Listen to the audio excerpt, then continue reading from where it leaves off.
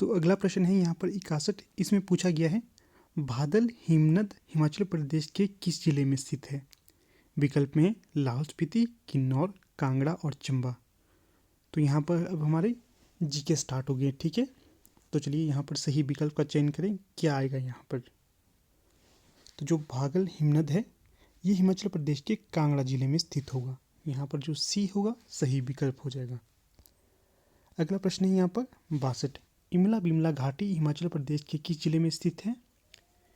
विकल्प में है चंबा, कुल्लू, मंडी या शिमला। तो यहाँ पर जो 62 है इसका सही विकल्प हो जाएगा मंडी। मंडी में है आपकी इमला बिमला घाटी। तो अगर आप लोग तैयारी कर रहे हो, आपको घाटियों के बारे में भी एक बार अवश्य देख के जाना है, प्रश्न यहाँ से बनते हैं। अगला प्रश्न है यहाँ पर 62। इसमें पूछा गया है मानतलाई झील किस घाटी में स्थित है? विकल्प में है आपके समक्ष सैंज, मणिकर्ण, बंजार या नैनगाहर। तो सही विकल्प क्या होगा यहाँ पर? तो सही विकल्प हो जाएगा विकल्प बी। जो मानतलाई झील है ये मणिकर्ण घाटी में स्थित है, ठीक है। मणिकर्ण कुल्लू में स्थित है, इसका भी ध्यान रखिएगा। अगला प्रश्न है 64। हिमाचल के किस क्षेत्र में मिंदल वासनी देवी की मान्यता है या मंदिर स्थित है? विकल्प में है डोडरा कवार, पांगी, सांगला या राजगढ़। तो 64 का सही विकल्प बताइए क्या आएगा। तो यहाँ पर 64 का सही विकल्प हो जाएगा विकल्प बी पांगी। जो मिंदल वासनी देवी मंदिर है या मान्यता है ये आपके चंबा के पांगी में है। बी यहाँ पर सही विकल्प हो जाएगा। अगला प्रश्न है 65। इसमें पूछा गया है वह कौन सा लोक नृत्य है जिसमें केवल महिलाएं ही भाग लेती हैं? विकल्प में है डांगी, करथी, हरण या कमर। तो यहाँ पर सही विकल्प हो जाएगा विकल्प बी डांगी। वह लोक नृत्य है जिसमें केवल महिलाएं ही भाग लेती हैं। 65 का सही विकल्प यहाँ पर ए हो जाएगा।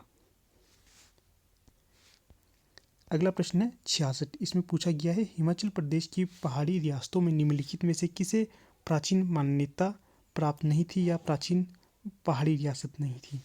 विकल्प में है चंबा, कांगड़ा, कुल्लू या सुकेत। तो 66 का सही विकल्प यहाँ पर हो जाएगा सुकेत। जो सुकेत है ये प्राचीन पहाड़ी रियासतों में शामिल नहीं थी, बाकी चंबा, कांगड़ा और कुल्लू थी। अगला प्रश्न है 67। इसमें पूछा गया है 1948 में जब हिमाचल प्रदेश बना तो कौन सा जिला क्षेत्रफल के हिसाब से सबसे बड़ा था? ये पूछा गया है 1948 के हिसाब से, ठीक है ना। विकल्प में है मंडी, महासू, सिरमौर या चंबा। तो ये सही विकल्प हो जाएगा विकल्प भी महासू। 1948 में जब हिमाचल प्रदेश बना तो महासू जिला क्षेत्रफल के हिसाब से सबसे बड़ा जिला बना था। अगला प्रश्न है यहाँ पर 68। इसमें पूछा गया है 2011 की जनगणना के अनुसार हिमाचल प्रदेश के किस जिले का लिंगानुपात सबसे अधिक है? विकल्प में है हमीरपुर, कांगड़ा, मंडी या चंबा। तो बताइए 68 का सही विकल्प क्या होगा। तो 68 का सही विकल्प हो जाएगा विकल्प ए हमीरपुर, ठीक है। चलिए अगला प्रश्न देख लेते हैं। अगला प्रश्न है राजीव गांधी ग्रामीण विद्युतीकरण के अंतर्गत केंद्र सरकार द्वारा कितने प्रतिशत राशि अनुदान के लिए दी जाती है? विकल्प में है 80%, 85%, 90% या 95%। तो यहाँ पर जो सही विकल्प हो जाएगा विकल्प सी। राजीव गांधी ग्रामीण विद्युतीकरण के अंतर्गत केंद्र सरकार के द्वारा 90% राशि प्रदान की जाती है। अगला प्रश्न है 70। इसमें पूछा गया है भेड़ व ऊन के विकास हेतु सरकारी भेड़ प्रजनन फार्म हमीरपुर जिले में किस स्थान पर स्थित है? विकल्प में है नेरी, ताल, डिडवी, टिक्कर या रैल। तो सही विकल्प यहाँ क्या होगा यहाँ पर 70 का। तो सही विकल्प हो जाएगा ताल में यह भेड़ प्रजनन स्थित होगा, ठीक है ना। अगला प्रश्न है यहाँ पर 71। इसमें पूछा गया है सुगम्य भारत अभियान निम्नलिखित में से किससे संबंधित है? विकल्प में है अनुसूचित जातियों से, अनुसूचित जनजातियों से, या शारीरिक रूप से अक्षम व्यक्तियों से, या परित्यक्ता महिलाओं से। 71 का सही विकल्प क्या होगा? तो ये हो जाएगा विकल्प सी, शारीरिक रूप से अक्षम व्यक्तियों के लिए सुगम्य भारत अभियान चलाया गया था और इससे इसका संबंध है। ठीक है, तो इसके साथ यहाँ पर आपको बता दूँ हमारी टीम के द्वारा पीजीटी हिंदी और एलटी कमीशन और एलटी टेट के लिए कोर्स लॉन्च कर दिए गए हैं। अगर इंटरेस्टेड हो तो संपर्क कर सकते हो। नंबर है 8219312129। डिस्क्रिप्शन बॉक्स में भी आपको नंबर मिल जाएगा। चलिए अगला प्रश्न देख लेते हैं। प्रश्न संख्या है 72। मणिपुर की सामाजिक कार्यकर्ता इरोम शर्मिला ने लगभग कितने वर्षों तक अनशन किया था या अनशन पर वे रहे थे? विकल्प में है 4 वर्षों तक, 8 वर्षों तक, 12 वर्षों तक, या 16 वर्षों तक। 72 का सही विकल्प बताइए क्या आएगा? तो यहाँ पर 72 का सही विकल्प हो जाएगा 16 वर्षों तक इरोम शर्मिला ने मणिपुर में अनशन किया था। अगला प्रश्न है 73। इसमें पूछा गया है भारत के किस राज्य में गौ सेवा आयोग स्थापित किया गया है? विकल्प में है गुजरात, हरियाणा, मध्य प्रदेश, या असम। तो 73 का सही विकल्प क्या होगा? तो ये हो जाएगा, ये स्थापित किया गया है हरियाणा में। और पूछा जाए कब स्थापित किया गया था, तो 2010 में। इसका भी ध्यान रखिए। अगला प्रश्न है 74। इसमें पूछा गया है 2016 के रक्षाबंधन के अवसर पर 18 अगस्त को निम्नलिखित में से किसे राजस्थान सीमा पर सैनिकों की राखी बांधने के लिए चुना गया था? विकल्प में है अनुप्रिया पटेल, स्मृति ईरानी, निर्मला सीतारमण, या सुषमा स्वराज। तो सही विकल्प का चयन करना है आपने। क्या होगा 74 का? तो ये हो जाएगा विकल्प ए, अनुप्रिया पटेल को चुना गया था। अगला प्रश्न है 75। मेनका गांधी ने बेटी बचाओ बेटी पढ़ाओ कार्यक्रम के तहत किस दिन को बेटी दिवस के रूप में मनाने का अभियान शुरू किया था? विकल्प में 26 जुलाई, 30 जुलाई, 6 अगस्त, या 11 अगस्त। तो यहाँ पर 75 का सही विकल्प हो जाएगा 11 अगस्त को मेनका गांधी ने बेटी बचाओ बेटी पढ़ाओ कार्यक्रम के तहत बेटी दिवस के लिए चुना था। अगला प्रश्न है 76। इसमें पूछा गया है रियो ओलंपिक खेलों में भाग लेने वाले शरणार्थी दल में कुल कितने खिलाड़ी हैं? तो ये उस समय के करंट अफेयर के क्वेश्चन है। चलो फिर भी बता देता हूँ, जीके के क्वेश्चन अभी ये बन गए हैं। विकल्प में है 5, 10, 15, या 20। तो 76 का सही विकल्प क्या होगा? तो ये हो जाएगा विकल्प बी, 10। रियो ओलंपिक खेलों में भाग लेने वाले शरणार्थी दल में कुल कितने खिलाड़ी हैं? 10। 76 का सही विकल्प यहाँ पर बी हो जाएगा। अगला प्रश्न है 77। तो इसमें आपसे पूछा गया है 15 अगस्त 2016 को संयुक्त राष्ट्र संघ ने किसके सम्मान में एक स्टैंप जारी किया? विकल्प में है उस्ताद अजमत अली खान, AR रहमान, MS सुब्बालक्ष्मी, या अमिताभ बच्चन। तो 77 का सही विकल्प क्या होगा? तो ये हो जाएगा विकल्प सी, MS सुब्बालक्ष्मी के लिए स्टैम्प पेपर जारी कर दिया था 2016 में संयुक्त राष्ट्र संघ के द्वारा। इसे भी ध्यान रखिएगा, ये अब जीके के प्रश्न बन गए हैं, इसलिए ये महत्वपूर्ण हो जाते हैं आपकी आगामी परीक्षा के लिए। अगला प्रश्न है 78। कोमागाटा मारू घटना जिसमें लगभग 20 भारतीय कलकत्ता बंदरगाह पर भारतीय ब्रिटिश पुलिस के हाथों मारे गए किस वर्ष घटित हुई थी? विकल्प में है 1910, 1914, 1916, या 1919। 78 का सही विकल्प क्या होगा बताइए? तो 78 का सही विकल्प यहाँ पर हो जाएगा विकल्प बी, 1914। कोमागाटा मारू घटना ये 1914 में घटित हुई थी, जिसमें लगभग 20 भारतीय कलकत्ता बंदरगाह पर भारतीय ब्रिटिश पुलिस के हाथों मारे गए थे। अगला प्रश्न है यहाँ पर 79। इसमें पूछा गया है क्यूबा के राष्ट्रपति राउल कास्त्रो रूज वहाँ के महान क्रांतिकारी और भूतपूर्व राष्ट्रपति फिडेल कास्त्रो के क्या लगते हैं? देखो कितना सुंदर प्रश्न है।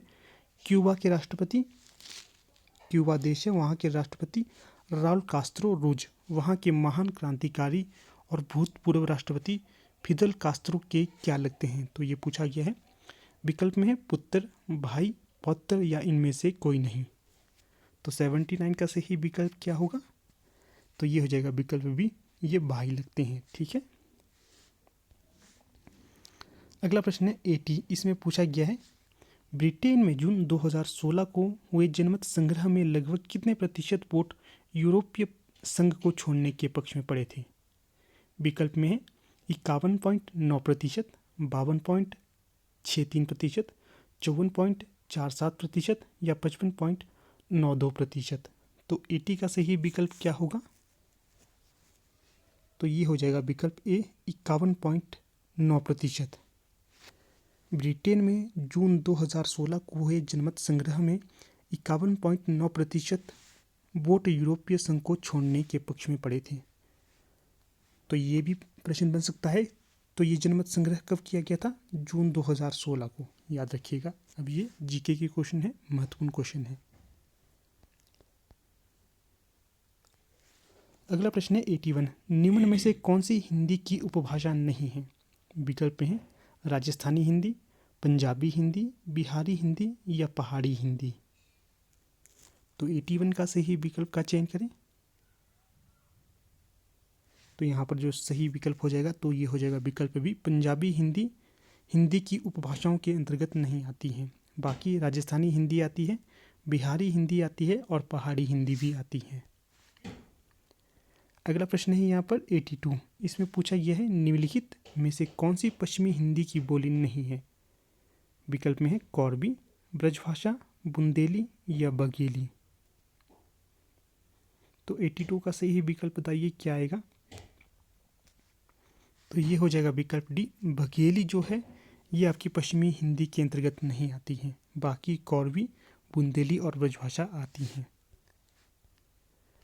अगला प्रश्न है 83, पूछा गया है निम्न में से कौन सी ध्वनि सघोष ध्वनि है? कौन सी ध्वनि सघोष ध्वनि है? विकल्प में है ह, श, श, स। तो सही विकल्प का उत्तर बताइए। तो 83 का यहाँ पर सही विकल्प हो जाएगा विकल्प ए, जो ह है यह सघोष ध्वनि नहीं है, बाकी सभी होंगी। अगला प्रश्न है यहाँ पर 84, प्रारंभ शब्द में प्र वर्ण का स्वरूप है। तो बताइए क्या होगा 84 का? तो जो प्रारंभ वर्ण है इसमें प्र वर्ण का स्वरूप होगा, तो वो हो जाएगा विकल्प सी के अनुसार। जो प है इसमें हलंत लगेगा, फिर जमा, फिर र, इस प्रकार से प्र वर्ण का स्वरूप होगा। ठीक है, चलिए अगला प्रश्न देख लेते हैं 85, इसमें पूछा गया है निम्नलिखित में से कौन सा कवि आदिकाल से संबंधित नहीं है? विकल्प में है अमीर खुसरो, विद्यापति, हेमचंद्र या गदाधर भट्ट। तो चलिए ये प्रश्न आपके लिए छोड़ देता हूँ मैं, आपने बताना है इसका सही उत्तर क्या होगा 85 का। अगला प्रश्न है 86, इसमें पूछा गया है निम्नलिखित में से कौन सा कवि रासो ग्रंथकार नहीं है? विकल्प में है विद्याधर, भट्ट, केदार, श्रीधर और जगनिक। तो 86 का यहाँ पर सही विकल्प हो जाएगा, जो विद्याधर थे ये रासो ग्रंथकार के तौर पर नहीं जाने जाते हैं, बाकी भट्ट, केदार, श्रीधर और जगनिक ये तीनों ही रासो ग्रंथकार के तौर पर जाने जाते हैं। अगला प्रश्न है यहाँ पर 87, संविधान के किस अनुच्छेद में हिंदी को राजभाषा का दर्जा दिया गया है? विकल्प में है 342, 343(1), 344 या 345। तो 87 का सही विकल्प बताइए क्या होगा? तो यहाँ पर 87 का सही विकल्प हो जाएगा विकल्प भी, 345(1) में हिंदी राजभाषा को दर्जा दिया गया है। ठीक है, अगला प्रश्न है 88, निम्न में से भाववाचक संज्ञा है? विकल्प में है गरीब, गरीबी, गरीबों या गरीबतम। 88 का सही विकल्प क्या होगा? तो जो गरीबी है इसमें भाववाचक संज्ञा का वर्णन किया गया है। अगला प्रश्न है 89, इसमें पूछा गया है निम्नलिखित भाषाओं का सही अनुक्रम है? तो यहाँ पर आपके पास 4 विकल्प दिए गए हैं, इनमें से एक सही होगा, उसका चयन करें। चलिए मैं बता देता हूँ। जैसे प्राकृति, जो प्राकृत, पाली, अपभ्रंश, अवहट है, इनमें से सही का आपने चयन करना है, कौन सा सबसे पहले आया है और कौन सा सबसे अंत में। तो यहाँ पर जो सही विकल्प हो जाएगा तो वो होगा विकल्प डी, सबसे पहले प्राकृत, फिर सबसे पहले पाली, फिर प्राकृत, फिर अपभ्रंश और सबसे अंत में अवहट। अगर इससे पहले संस्कृत आती तो संस्कृत को हम इससे पहले रखते, ठीक है, और इसके पश्चात अगर हिंदी आती तो हम हिंदी को इसके पश्चात रखते, इसका भी ध्यान रखिएगा। अगला प्रश्न है 90। इसमें पूछा गया है संविधान की किस अनुसूची का संबंध भाषाओं से है। विकल्प में है 7वीं, 8वीं, 9वीं या 10वीं। तो 90 का सही विकल्प क्या होगा, तो ये हो जाएगा विकल्प बी, जो संविधान की 8वीं अनुसूची है इसका संबंध भाषाओं से रहा है। बी सही विकल्प हो जाएगा यहाँ पर। तो अगला प्रश्न है यहाँ पर 90, उन्नयन में संधि विच्छेद क्या होगा। उत्जमानयन, उनजमानयन, उनजमानयन या उत्जमानयन। 91 का सही विकल्प बताइए क्या होगा। तो 91 का सही विकल्प यहाँ पर हो जाएगा विकल्प ए, उत्जमानयन। उन्नयन का सही संधि विच्छेद हो जाएगा। तो दोस्तों आज की इस वीडियो का हम टारगेट रखते हैं 50 लाइक का। जितना जल्दी आप इस टारगेट को कंप्लीट कर लेंगे, उसके पश्चात इसी प्रकार की वीडियो मैं आपके सामने लेकर आऊँगा, अर्थात HP PGT हिंदी की नेक्स्ट प्रीवियस ईयर की वीडियो आपके समक्ष लाऊंगा, ठीक है ना। तो इसका लाइक याद रखिए, 50 लाइक इसमें कंप्लीट होने चाहिए, उसके पश्चात आपको एक नई वीडियो मिल जाएगी। अगला प्रश्न है 92, भाषा वह साधन है जिसके द्वारा मनुष्य अपने विचार दूसरों पर भली भांति प्रकट कर सकता है, ये कथन किसका है। विकल्प में है रामचंद्र शुक्ल, जॉन गिलक्राइस्ट, कामता प्रसाद गुरु या जॉर्ज ग्रियर्सन। तो सही विकल्प यहाँ पर क्या आएगा, तो ये आ जाएगा विकल्प सी, कामता प्रसाद गुरु। तो जो कामता प्रसाद गुरु हैं वे कहते हैं भाषा वह साधन है जिसके द्वारा मनुष्य अपने विचार दूसरों पर भली भांति प्रकट कर सकता है। और जो कामता प्रसाद गुरु हैं ये एक व्याकरण शास्त्री के तौर पर भी जाने जाते हैं, इसका भी ध्यान रखिएगा। अगला प्रश्न है यहाँ पर 93। इसमें आपसे पूछा गया है प्राकृत की अंतिम अपभ्रंश अवस्था से ही हिंदी साहित्य का आविर्भाव माना जा सकता है। उन दिनों जैसे गाथा कहने से प्राकृत का बोध होता था, वैसे ही दोहा या दोहा कहने से अपभ्रंश या प्रचलित काव्य भाषा का पद्य समझा जाता था। कथन किसका है। विकल्प में सुनीति कुमार चटर्जी, रामचंद्र शुक्ल, हजारी प्रसाद द्विवेदी और जॉर्ज ग्रियर्सन। तो यहाँ पर 93 का सही विकल्प बताइए क्या होगा। तो ये कथन हो जाएगा आचार्य रामचंद्र शुक्ल का। आचार्य रामचंद्र शुक्ल ने ये कथन कहा है। तो यहाँ पर आपको बता दूँ, मेरे द्वारा आपके लिए एक वीडियो पहले बनाई गई है जिसमें बताया गया है कि अगर आप लोग PGT हिंदी की तैयारी कर रहे हो तो आपको कौन सी बुक्स पढ़नी चाहिए और किस तरह की आपकी स्ट्रैटेजी होनी चाहिए। उसका जो वीडियो का लिंक आपको आई बटन पे भी मिल जाएगा, यहाँ ऊपर इधर आपको एक आई लिंक मिल जाएगा। यहाँ पर ना मिले तो आप डिस्क्रिप्शन बॉक्स में जाना, वहाँ पर भी आपको वीडियो का लिंक मिल जाएगा। इसी प्रकार आपको एक और वीडियो बना कर दे दी जाएगी जिसमें आपको बताया जाएगा कि इसका सिलेबस क्या है और आपको किस प्रकार से सिलेबस को पढ़ना है और क्या क्या आपको स्ट्रैटेजी अपनानी है। उसका लिंक भी आपको डिस्क्रिप्शन बॉक्स में दे दिया जाएगा। उन दोनों वीडियो को देखिए, आपको अवश्य लाभ मिलेगा। चलिए अगला प्रश्न अब देख लेते हैं। आधुनिक काल में गद्य का विकास सबसे प्रधान साहित्यिक घटना है, कथन किस आलोचक का है। विकल्प में है रामचंद्र शुक्ल, हजारी प्रसाद द्विवेदी, नगेंद्र या रामविलास शर्मा।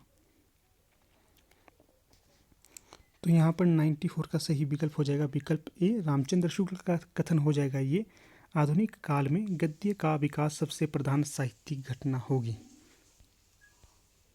अगला प्रश्न है 95, देख लो साकेत नगरी है यही, स्वर्ग में मिलने गगन में जा रही। स्वर्ग से मिलने गगन में जा रही, उपयुक्त पंक्ति में कौन सा अलंकार होगा।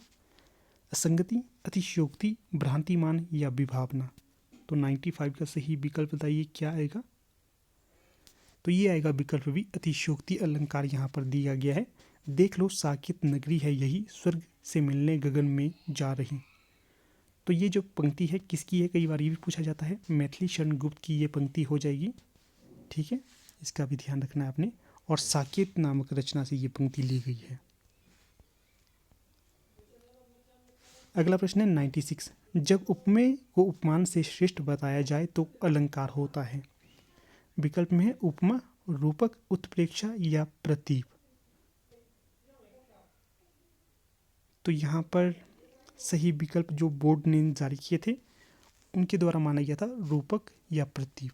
ठीक है, तो आप प्रतीप को भी मान सकते हो या रूपक को भी, इन दोनों को। जहाँ तक मुझे लगता है सही विकल्प इसका प्रतीप होना चाहिए, क्योंकि जब उपमेय को उपमान से श्रेष्ठ बताया जाता है तो वहाँ पर प्रतीप अलंकार होता है।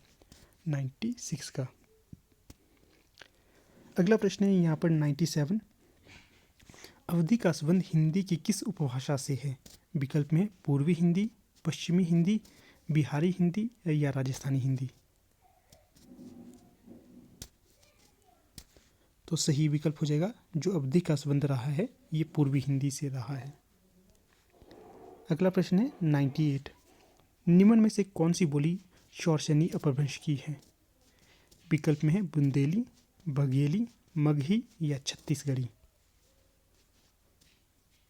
तो 98 का सही विकल्प क्या होगा, तो ये हो जाएगा विकल्प ए, बुंदेली का संबंध शौर्सनी अपभ्रंश से रहा है। अगला प्रश्न है 99। इसमें पूछा गया है हिंदी में काल निर्धारण में किसका महत्वपूर्ण योगदान होता है। संज्ञा, सर्वनाम, क्रिया या विशेषण।